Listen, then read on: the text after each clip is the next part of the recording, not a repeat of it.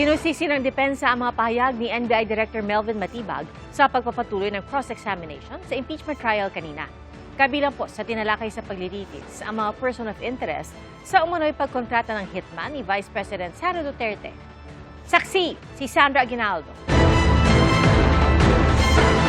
The betrayal of public trust was already been consummated when she publicly admitted, there is already an admission that she contracted a killer, a mamamatay tao or assassin, to kill the president.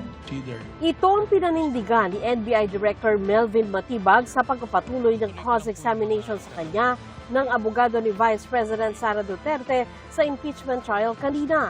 Git ni Matibag, taliwas ito sa pinanumpaan ni Duterte na ipatupad ang batas bilang pangalawang pangulo ng bansa. Pag nagbalak kang pumatay at ginawa mo yan, that is no justice to everyone. It's not execute the law. Execute the president yung gusto mong gawin dyan. Your Honor. Sinubukang tibagin ng depensa ang sinabi ng prosecution na may pattern of violence si Vice President Duterte.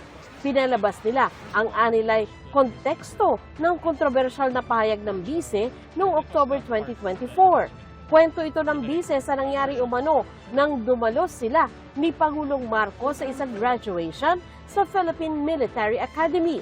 Inulit ng bata, louder this time.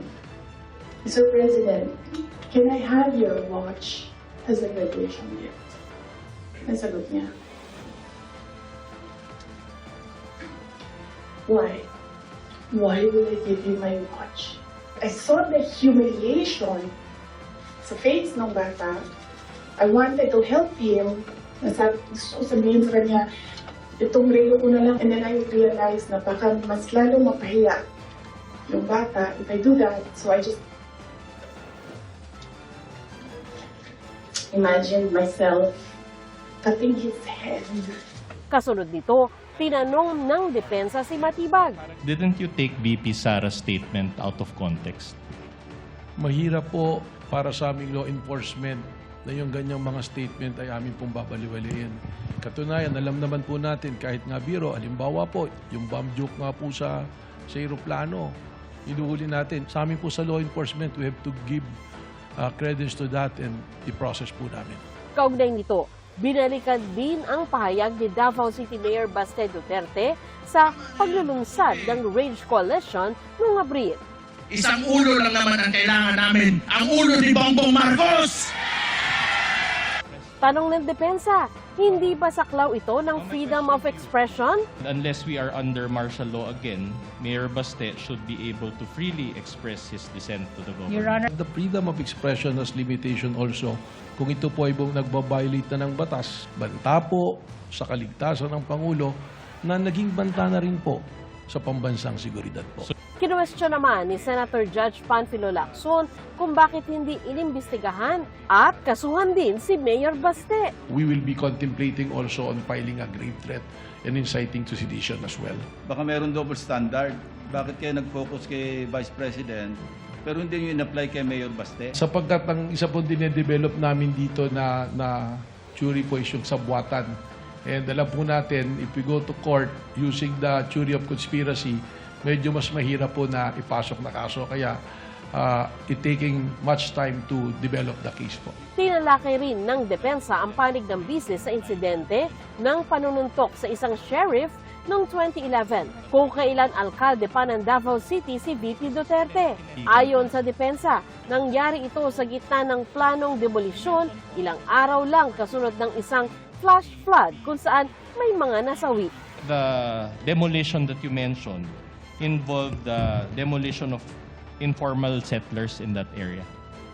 Opo, kaya po may order of eviction. Ibig sabihin po, informal settlers po yung Are you aware that 30 people died during that incident?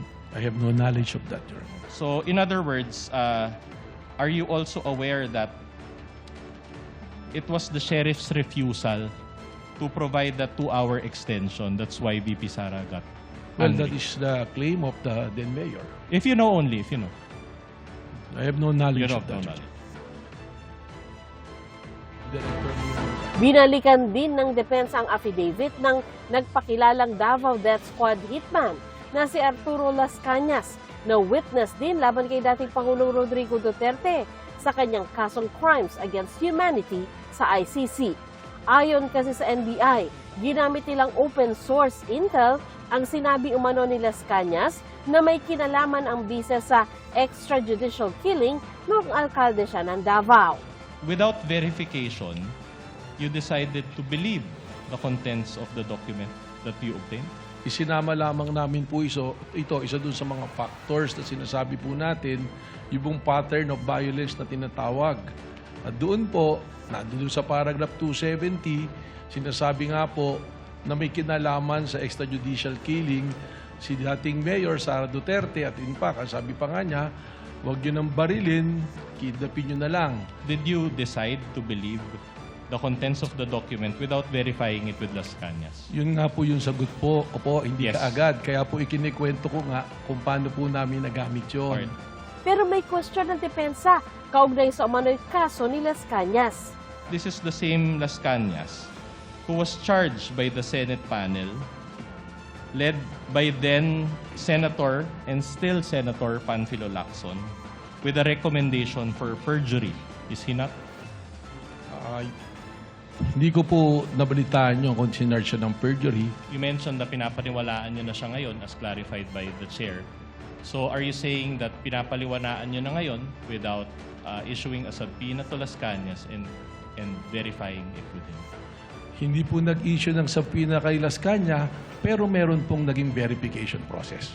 May nilinaw naman si Lacson. Gusto ko lang i-correct na hindi ako nag-file ng perjury. Binusisi rin kanina ang pahayag ni Matibag na patuloy ang investigasyon nila sa mga persons of interest na posibleng makapagturo kung sino ang kontratistang assassin ng bise. Paano pala ho ninyo ito natalisod o natunto ng impormasyong ito? Gayong sa kanya pong press con, wala naman pong siyang sinabi kung sino mga taong ito. Nagre-rely po kami sa iba't ibang intelligence report. At lumalabas po rito, alam natin yung kasaysayan, malawak po ang kanyang tinatawag na connection. Nakadevelop po ito ng mga relasyon. Unang-una na sa mga men in uniform, Vice President Sara sa security group at yung pong mga double death squad. So tiningnan po natin at tiningnan by process of elimination yung mga tao po na maaaring dun nang galing or maaaring nakakaalam. Kasama ba sila sa persons of interest, itong Vice President Security Group? Paano, kung pwede silang palitan, paano sila nagiging persons of interest na merong potentially manggaling sa kanila itong pagkukontrata? Yun po yung precisely the reason na ayaw po natin na yung term na tinatawag na masunog yung atin pong lead na kinukuha ba. Yung nakausap nyo is hindi pa actual na nakontrata. Hindi po natin masiguro doon po sa natitirang numero, meron pong personalidad na kasama rin. Dagdag na tanong ni Presiding Officer Chis Escudero kay Matibag, may bayad bang kapalit ang pagkontrata kung meron man? Tutumbukin ko na po yung mga punto ko para hindi ako lumambas sa oras na sinusundan ng lahat. Sa inyong investigasyon, may bayad po ba yung kinausap ni VP Sara para patayin? Di umano ang Pangulo, may bayad po ba yun o libre? That is the part of the investigation po that we have to establish po. Ako si Sandra Aguinaldo, ang inyong saksi.